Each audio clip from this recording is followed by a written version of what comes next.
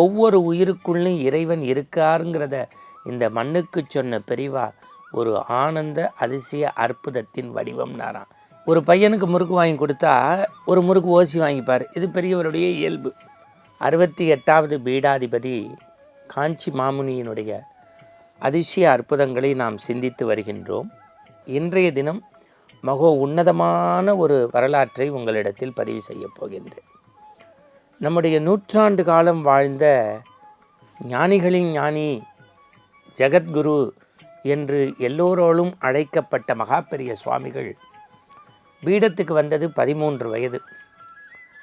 ஆனால் அவருடைய 8 வயதில் ஒரு சுவாரஸ்யமான சம்பவம் நடந்தது. விழுப்புரம் அங்கே அவர் அவதார தலம்.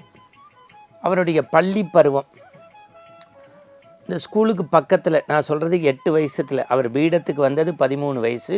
நூற்றாண்டு காலம் வாழ்ந்து கிழக்கு மேற்கு வடக்கு தெற்குன்னு பயணம் பட்டு இந்து சமயத்தை இறைநெறியை பரப்பியவர். நல்லா தெரிஞ்சுக்கங்க, ஒரு முறுக்கு பாட்டி. பெரியவாள்கிட்ட எப்போதுமே நட்பு ரொம்ப பீறிட்டு இருக்கும். 2 நண்பர்களோடு தான் பள்ளிக்கூடம் போவார் வருவார். இப்போ நான் சொல்கிற இந்த கதை சுமார் ஒரு 85 வருடங்களுக்கு முன்னாடி. உங்களுக்கு பார்த்துக்கங்களேன், ஒரு முறுக்கு பாட்டிகிட்ட என்ன விலை இருந்திருக்க போகுது. அப்போ ஒரு பையனுக்கு முறுக்கு வாங்கி கொடுத்தா ஒரு முறுக்கு ஓசி வாங்கிப்பார். இது பெரியவருடைய இயல்பு. ஒரு நாளைக்கு 1 ரூபாய்க்கு 2 பசங்க முறுக்கு வாங்கி கொடுத்துட்டாரு. அதாவது முறுக்கு பாட்டிக்கும் முறுக்கு வாங்குறவங்களுக்கும் நடுவில் ஒரு பிரிட்ஜு மாதிரி இருப்பார். வாங்கி கொடுத்தோன்னே பாட்டி ஒரு முறுக்கை கொடுத்துட்டா. இன்னொரு முறுக்கு வேணும்னு நிற்கிறாரு பெரியவா. அவருக்கு அவர் சொன்ன காரணம் என்ன? சாதாரண ரூபாய்க்கு வாங்கினாலும் ஒரே முறுக்கு, 1 ரூபாய்க்கு கண்டிப்பாக தானே. 80-90 வருஷத்துக்கு முன்னாடி 1 ரூபாங்கிறது எவ்வளோ பெரிய மதிப்பு. அதுக்கு வாங்கினாலும் ஒரு முறுக்கு தான் ஓசியா, இன்னொரு முறுக்கு வேணும், ஒரு முறுக்கு தான் ஓசியா அப்படின்னாரு. அதுக்கு பாட்டி ரொம்ப முறுகிக்கிறன்னா. அதுக்கு பெரியவா டக்குன்னு சொன்னேன், இந்த பாரு, நீ இன்னொரு முறுக்கு தரல, நான் இந்த பக்கமே வரமாட்டேன், உன் கிட்டக்க வந்து முறுக்கு வாங்க மாட்டேன், போன்னு போயிடுவேன். போ போ, நீ வரலன்னா உன்னை பூர்ண கும்ப வச்சு ஆர்த்தி வச்சு அழப்பாளாக்கும், போ அப்படின்ட்டா பாட்டி. பெரியவா போகும்போது பின்னாடி வருத்தப்படுவ அப்படின்னு சொல்லி விட்டுட்டார். இது 8 வயசில் நடந்தது. அப்படியே நீங்கள் இன்னொரு காட்சியை பாருங்கள், அப்படியே பிரமிப்பாக இருக்கும். 13 வயசில் இளைய சன்னியாசியாக, மடாதிபதியாக, பீடாதிபதியாக, பச்சிலம் பாலகனாக அந்த குழந்தை பீடத்தை ஏற்றிருத்து ஒரு குறிப்பிட்ட நாளுக்கு அப்புறம் கும்பகோணத்தை நோக்கி பயணப்படுறதுக்கு அப்படி பாதார விந்தங்களாக அப்படி நடந்து போன போது விழுப்புரத்தில் தங்கிட்டார். அந்த மக்களையெல்லாம் தரிசிக்கணும்னு அவருடைய உள்ள கிடக்க. அதுவும் நம்முடைய புகழ்வாய்ந்த ஸ்ரீமடத்தினுடைய பீடாதிபதி வராருனோன்னு ஊரே திருவிழா கோலம். எங்கே பார்த்தாலும் ஒரே தோரணம், மாவளை, மாக்கோளங்கள், மரியாதைகள் எல்லாம் பிரம்மாண்டமாக நடக்குது. இப்போ பெரியவா வரா அந்த பாட்டி வீடு.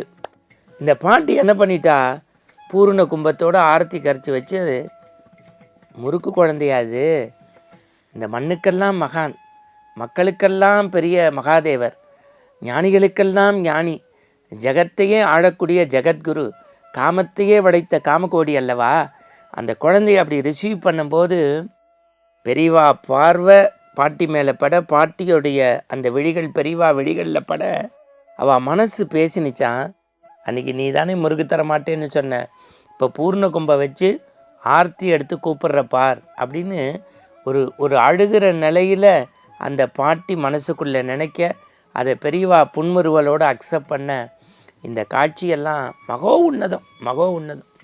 நீங்கள் அப்படியே கட் பண்ணால் இன்னொரு செய்தி சொல்கிறேன் பாருங்கள்.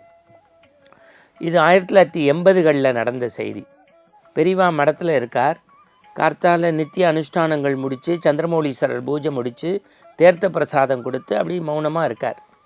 ஒரு தம்பதியர், ஒரு 75 வயது மதிக்கத்தக்கவர், பெரிய சில்வர் பாத்திரத்தோடு வந்து பெரியவாளை சாஷ்டாங்கமாக நமஸ்காரம் பண்ணிவிட்டு, பெரியவாவுக்கு ஒரு விண்ணப்பம், ரொம்ப மடி ஆச்சாரமாக நாங்களே ரொம்ப சுத்தபத்தமாக திரட்டிப்பால் பண்ணியிருக்கோம், இது ஜெகத்குரு சாப்பிட்டேன்னா நாங்கள் ரொம்ப சந்தோஷப்படுவோம் அப்படின்னாராம். பெரியவா அப்படியே சிரிச்சுட்டே அப்படி அப்படி அப்படி அப்படி லேசாக பேன் பண்ணி ரைட் பக்கம் திரும்பினாராம். அங்கே ஒரு 20-30 குழந்தைகள், வேத பாடசாலை குழந்தைகள் ஓடி ஆடி விளையாண்டுருந்ததான். அந்த குழந்தைகளுக்கெல்லாம் ஓன் கையாலேயே வெறும் சாத்தை சாப்பிட்டு அடி வயிற்றுலேருந்து வேதம் சொல்கிற அந்த குழந்தைகள் மனம் குளிர திரட்டிப்பால் உன் கையால் கொடு அப்படின்னதான். அது எல்லோரும் சாப்பிட்டோன்னே அந்த குழந்தைகள் முகத்தில் ஒரு மலர்ச்சி வந்ததில்லை, ஒரு சந்தோஷம் வந்ததில்லை, ஒரு ஆனந்தம் பிறந்ததில்லை. அதை பார்த்து இந்த தம்பதிகள் முகம் மலர்ந்ததான். பெரியவா சொன்னாராம், இதுதான் உண்மையான தொண்டு அப்படின்னாராம்.